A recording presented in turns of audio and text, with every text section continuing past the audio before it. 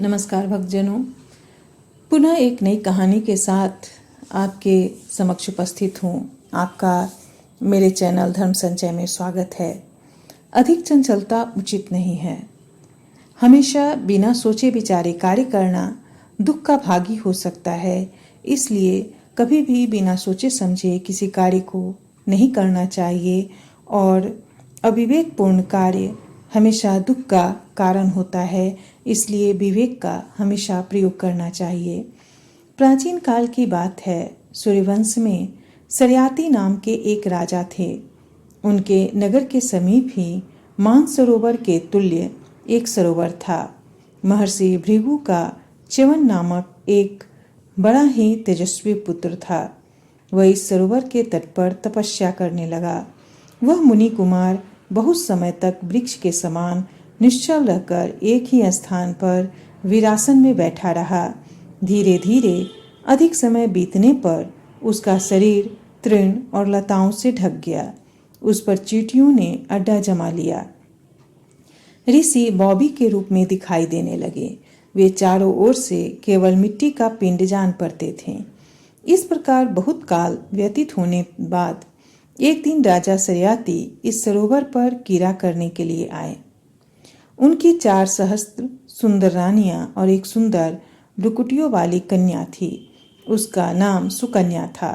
वह दिव्य आभूषणों से विभूषित कन्या अपनी सहेलियों के साथ विचरती उस च्यवनजी के बॉबी के पास पहुंच गई। उसने उस बॉबी के छिद्र में से च्यवनजी की चमकती हुई आंखों को देखा। इससे उसे बड़ा कौतूहल हुआ। फिर बुद्धि भ्रमित हो गई। बुद्धि भ्रमित हो जाने से उसने उन्हें कांटों से छेद दिया।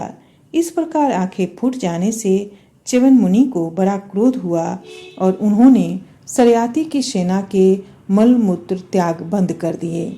मलमूत्र रुक जाने से सेना को बड़ा कष्ट हुआ। यह दशा देखकर राजा ने पूछा, यहाँ निरंतर तपस्या में निरत वयोवृद्ध महात्मा च्यवन रहते हैं। वे स्वभाव से बड़े क्रोधी थे।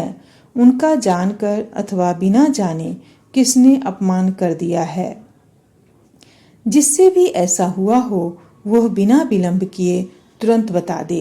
राजा के ऐसा पूछने पर दुख से व्याकुल हुए सैनिकों ने उनसे कहा, हम लोगों के द्वारा मन वाणी कर्म से मुनि का कुछ भी अपकार हुआ हो इसे हम लोग नहीं जानते। जब सुकन्या को ये सब बातें मालूम हुई तो उसने कहा, मैं घूमती घूमती एक बॉबी के पास गई थी। उसमें मुझे एक चमकता हुआ जीव दिखाई दिया। वह जुगनू सा जान पड़ता था। मैंने उसे विंद दिया। यह सुनकर सरयाती तुरंत ही बॉबी के पास गए। वहां उन्हें तपोवृद्ध और वयोवृद्ध च्यवन मुनि दिखाई दिए। उन्होंने उनसे हाथ जोड़कर सेना को क्लेश मुक्त करने की प्रार्थना की और कहा कि भगवान, अज्ञानवश इस बालिका से जो अपराध बन गया है उसे क्षमा करने की कृपा करें।